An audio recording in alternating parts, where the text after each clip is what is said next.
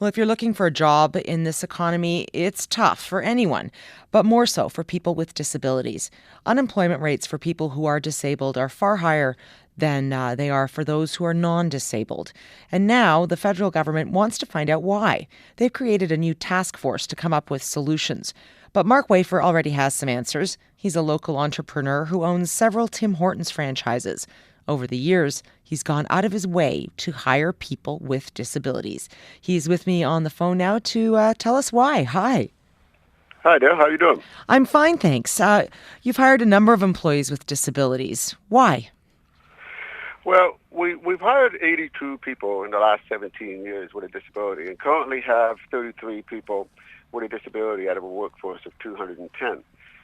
And what happened, we really fell into it by accident at the beginning. We hired a gentleman to look after one of our dining rooms, and this gentleman had Down syndrome. And we enlisted the help of a local service provider, Community Living, to come in and help with the training. And very quickly, this gentleman, Clint Spaulding, became one of our best employees. Came to work early, worked to perfection, and never took any time off, and was just a great employee. So we continued to hire people who had disabilities at the beginning 17 years ago. But what we noticed after a while is that there was a real business benefit to hiring people with disabilities. Our turnover rate started to go down. Our safety records started to increase. Absenteeism for people who had a disability was basically zero. And incredibly, productivity was higher. So over the last 17 years, we've hired 82 people with a disability. And it's been terrific for my business. I enjoy a turnover rate, employee turnover rate of only 35% versus 75% for the industry. And that's not because I'm a better operator. It's because I hire people with disabilities, and that creates an inclusive environment which changes the culture of the workplace. And so people who don't have a disability, they don't turn over at the normal rate either. Why do you think it is that people with disabilities tend to stick to their jobs and value it more? Well, if you consider how long it takes a person with a disability to get a job in the first place, because they're up against a bunch of myths and misperceptions that employers buy into, that a person with a disability is going to be sick more often, or going to work slower, or going to be less productive, or is going to be less safe, and so on, a whole bunch of myths, which are actually not true. And so it takes a long time for a person with a disability to get a job, not just a job that they went to school for, but any job. So when they get the job, it's very precious to them. And they know that the grass is not going to be as green on the other side of the fence as it would be for you or for me. We might take a chance and try to go across the creek for $1 an hour more. But they won't do that. The average tenure for one of my employees is 1 year and 3 months. But the average tenure for one of my employees who has a disability is 7 years. And that's a real tangible benefit when you consider the cost of turnover these days. So why do you think it is that a lot of private businesses just don't hire people with disabilities? It sounds like a great idea. Well, they buy into those series of myths and misperceptions that I just mentioned. But they also have a tremendous fear. And the biggest fear really is, what happens if it doesn't work out? What am I going to do then? How am I going to get rid of somebody who has a disability who's not working out in my business? And of course, the answer is you don't do anything different to a person, an employee with a disability, is an employee who doesn't have one. Have you had to fire someone with a disability? Absolutely. I fired a number of people with disabilities, and they deserved it. But we just followed the procedures. We made sure that we followed our own internal policies, and we made sure that we followed the Employment Standards Act.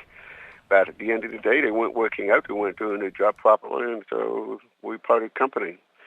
But one of the interesting things about employees with disabilities is that many of them are associated with community partners, such as service providers, the Canadian Hearing Society, and so on. And what you can do, if I have an employee with a disability, without a disability, who's not working out, I can simply fire them. But if an employee has a disability, I can contact the community partner who I have a relationship with and say, this is not working out. Can you come in and help us? And if they can't help make the job better for this person, they will simply remove them from the workplace and find a job somewhere else. So the community partners have been very, very important to us.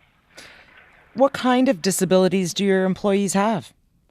All types of disabilities. Intellectual disabilities for entry-level positions. I have two managers who have disabilities. One has multiple disabilities. I have a manager who has a mental health disability. I have a baker, my best baker by far, who is profoundly deaf. I had an employee who just recently left us, who had vision disability. Why is this cause so near and dear to you? I'm sorry? Why is this cause so near and dear to you? Well, I'm deaf. I only have about 18 to 20% of my hearing, and I have since birth. And so I understand the barriers that are placed in front of people who have disabilities, especially in the area of employment. When I was growing up as a kid, my teachers put barriers in front of me. And when I tried to get into the workforce, the same thing. When I was in high school and I had to go to career day, the instructor spent the entire day telling me all the jobs I'd never be able to do. There was absolutely nothing positive about it at all. And when I was a kid in school, growing up, I was excluded from sports because the deaf guy was going to get hurt. And when we went on a river cruise, I was excluded because the deaf guy was going to jump overboard and drown himself. And so, I mean, these are just silly myths, but people buy into that, and businesses buy into that today. So I understand very well what the barriers are. One of my employees, who's been with me for a long, long time, took 11 years to get her first job. And that's a tremendous amount of barriers. That's terrible. Well, we thank you for joining us this afternoon and helping to dispel some of those myths. Thanks so much. Thank you. Okay, bye-bye. Mark Wafer is the owner of 6 Tim Hortons franchises. He's made it a point to hire people with disabilities. The federal government announced today that it has created a federal task force to find out why private businesses aren't hiring people with disabilities.